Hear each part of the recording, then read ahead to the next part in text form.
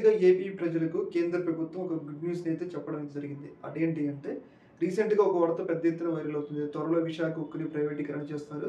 అందులో భాగంగా చాలామంది ఉద్యోగులకి వీఆర్ఎస్ ఇస్తున్నారు. కేంద్ర ప్రభుత్వం ఆ వైపుగా చకచక అడుగులు వేస్తుంది అని చెప్పేసి మనం పెద్ద ఎత్తున మాట్లాడుకున్నాం.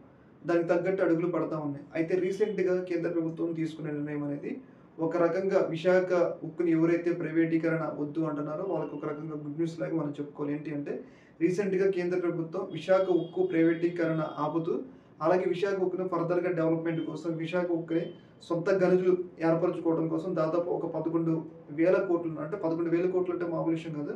11,000 కోట్లను కేటాయిస్తూ ఒక కీలకమైన నిర్ణయం అయితే తీసుకోవడం జరిగింది.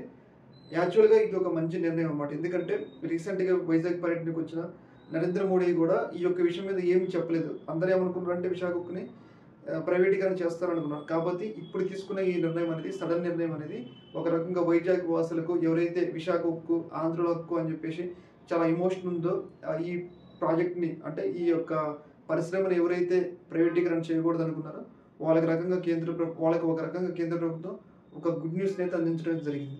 ఈ యొక్క ఇష్యూలో మీ యొక్క అభిప్రాయం తెలియజేయండి. ఒక మినిట్.